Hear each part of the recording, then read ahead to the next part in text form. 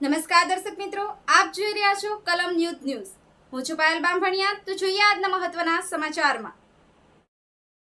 Nilesh કુંભાણીનું form રદ, ટેકેદારોને હાજર કરવા કલેક્ટરે રવિવારે સવાર સુધી આપ્યો હતો સમય।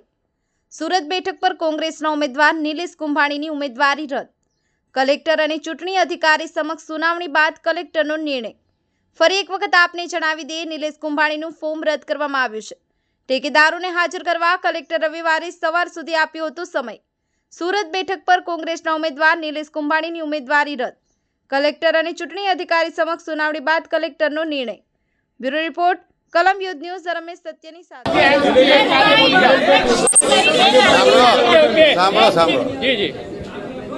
7, 8, 9 એ નિલેશભાઈ કુંભાણીનું ફોર્મ હતું, 14 નંબરે સુરેશભાઈ પડસાળાનું ફોર્મ હતું અને જે એના 3 ફોર્મ ભરેલા હતા, 3 ટેકેદારોએ જે દરખાસ્તમાં સહી કરી હતી એ લોકો પોતે જાતે કલેક્ટર સાહેબ સમક્ષ ચકાસણી દરમિયાન આવ્યા।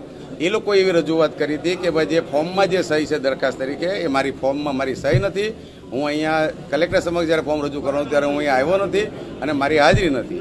14 નંબરના ફોર્મના જે ટેકેદાર દરખાસ્ત કરનાર હતા એણે પણ પોતે એફિડેવિટ કરીને આવી અને એણે એવી રજૂઆત કરી છે કે ભાઈ મારી સહી નથી।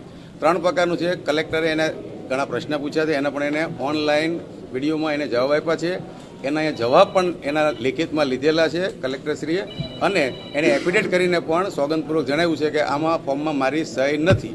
આટલી એને રજૂઆત કર્યા પછી બંને પક્ષે કાલે 4 વાગ્યાનો સમય આપ્યો હતો। 4 વાગે સામેના પક્ષવાળાએ એ લોકોએ કીધું અમને સમય આપો, એટલે કલેક્ટર સાહેબે આજે સમય આપ્યો હતો। અમે બધાને 9 વાગે બોલાવ્યા હતા। 9 વાગ્યાથી દલીલ ચાલુ થઈ, લગભગ 1-1.5 કલાક દલીલ ચાલી। ત્યાર પછી સાહેબે એવું કીધું કે હવે હું આને ઓર્ડર પર મૂકીશ। અત્યારે ઓર્ડર આવ્યો છે અને બધાની હાજરીમાં, એ લોકોના હાજરીમાં અને અમારી હાજરીમાં કલેક્ટરે નિર્ણય જાહેર કર્યો છે અને બંનેના ફોર્મ 7, 8, 9 જે કોંગ્રેસનું ઉમેદવાર નિલેશભાઈ કુંભાણી છે એનું ફોર્મ પણ રદ કરવામાં આવ્યું છે અને 14 નંબરનું ફોર્મ સુરેશભાઈ પડસાળા છે એનું પણ ફોર્મ રદ કરવામાં આવ્યું છે।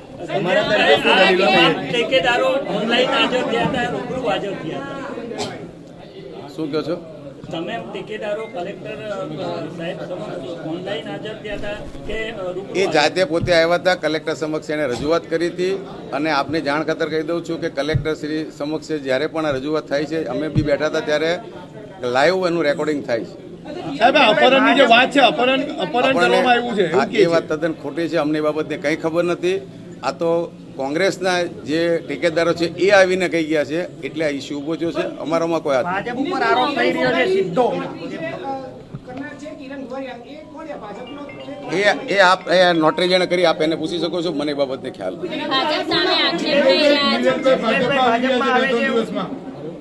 એ બાબતને મને ખબર નથી। આપ એ નિલેશભાઈને પૂછી શકો છો। મેં આપને અહીંયા જે મારી જવાબદારી છે ચૂંટણી એજન્ટ તરીકે મારી જવાબદારી મેં તમને શું કહો છો? સુરતમાં વિપક્ષ નથી, સામે કોઈ હરીફ બી નથી, તો કઈ રીતે જીતને જોઈ રહ્યા? હજી કાલે ફોર્મ પાછું ખેંચવાનો સમય છે, અમને ખબર નથી। હજી 8, 9 ઉમેદવાર બાકી છે। ચૂંટણી તો હવે પ્રક્રિયા છે એના ભાગ તરીકે ચાલે છે। દિનેશભાઈ, તમારી મહેનત કેટલી ફળ લાગી? આમાં મારી મહેનત કોઈ નથી। જે 4 ઠેકેદારો આવીને પોતાની રજૂઆત કરી ગયા છે એનો પ્રશ્ન છે। આમાં કોઈ ખેલ નથી। એ લોકો 4 જણા આવીને પોતે જ રજૂઆત કરી ગયા છે એફિડેવિટ કરીને ઓનલાઈન કે ભાઈ મારી સહી નથી, એના ઉપર કલેક્ટરશ્રી નિર્ણય કર્યો છે। તમે રજૂઆત કરી હતી કે 4 ટેકેદારો નથી બરાબર, કયા આધારે કરી હતી?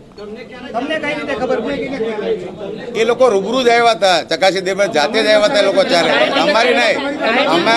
તમને કઈ રીતે ખબર પડી કે આટલા વાગે ફોર્મની ચકાસણી ચાલતા હતા એ દરમિયાન જે લોકો કલેક્ટર સમક્ષ આવ્યા હતા અને રજૂઆત કરી। તો તમે જે અરજી કરી, વાંધો ઉઠાયો, એ કઈ હિસાબે? અમે આ એકમાં નહીં, અમે બીજા ઘણા અપક્ષમાં બીજા પક્ષમાં પણ અમે વાંધો અમારી રીતે ઉઠાવ્યો હતો અને અમે ફોર્મ પણ ચેક કરતા જતા હતા। અમને અધિકાર છે ચૂંટણી એજન્ટ તરીકે ફોર્મ ચેક કરવાનો, એમ અમે એ ફોર્મ ચેક કરતા અમને માહિતી મળી એટલે અમે અરજી આપી હતી। 2022 નું રિપીટેશન થયું છે।